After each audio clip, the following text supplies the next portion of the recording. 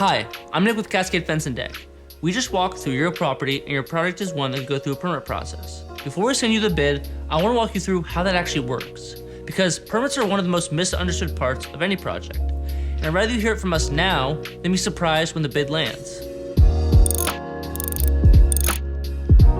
We handle every part of it. We draw the plans, hire the structural engineers, submit the applications, respond to building department questions, pick up the approved permits, and call in every inspection along the way.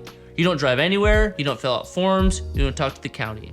And here's why that matters. Permits are not something you want to figure out as you go. A contractor who only pulls permits a couple times a year is going to take longer and cost more, because they're learning their process on your project.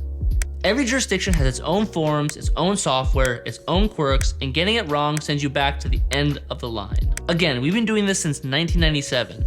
Permit techs at most of the local jurisdictions know us by name. They know our drawings are clean, they know our work passes inspection, and the relationship adds up to a fewer rounds of corrections and faster turnaround. Also in Portland specifically, we're part of the FIR program, which is an expedited review program city offers to a small number of qualified contractors who pass their vetting process. That's something most contractors don't have access to. It still takes time though. It just takes less time than going at it alone or going with someone who doesn't do this often. And now the money, because permitting projects have 4 cost buckets, and I want to be very upfront about every single one of them. Bucket 1 is our handling fee plus engineering, and that's $3,000. That covers our permit techs doing the site visits, drawing your plans, working with a licensed engineer, submitting the package, and managing the back and forth with the building department. That last part is the one that surprises people the most. Reviewers almost always come back with questions, and chasing those down is real work. Bucket 2 is what the city or county charges, and this one is out of our hands. They calculate it based on the value of the project, and we pass it through at cost with the receipt. Washington averages around $530, and Oregon is closer to $1,800. Same project, different state, big difference. We'll get into why in a minute.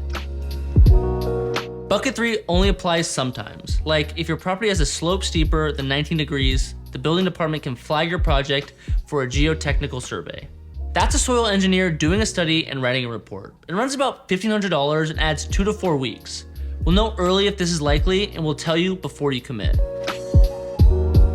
Bucket 4 is one that nobody likes to talk about, but again, I'd rather hear it now than after you've signed. Once the engineer finishes their work and the jurisdiction tells us exactly what they want to see, occasionally the build itself has to change.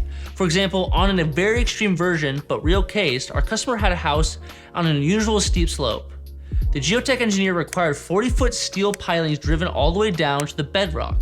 Those can run close to $5,000 per footing. Again, a very extreme case. A more common situation is if we're attaching a patio cover to your house or tying into your roof line.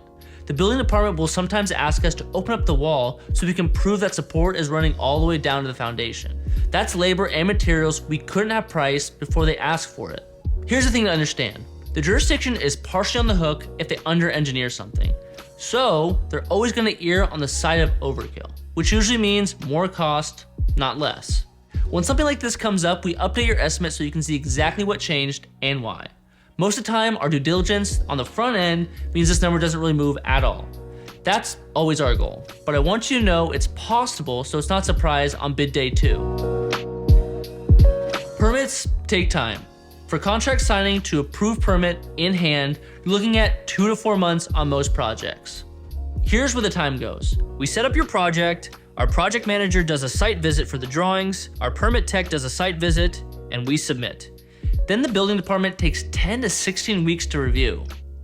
If they have questions, every round of correction adds around 1 to 2 weeks because we go back to the end of the queue. Once the permit is approved, we add your project to our install schedule. We don't reserve a build date during the permit process because we don't know when the permit will actually land. So if your permit clears in June and we're booked until August, your install starts in August. Not what anyone wants to hear, but it's the honest answer.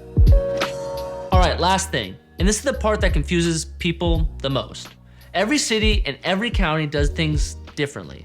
If you're in unincorporated Clark County, you go through the county's online project doc system.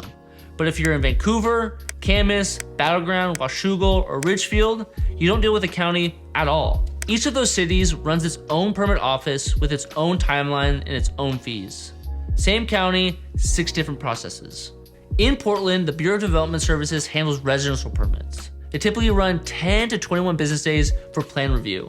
But Portland is a seismic zone 3, which means the engineer has to spec extra hardware for any deck attached to your house. That's not optional, and it shows up in the cost.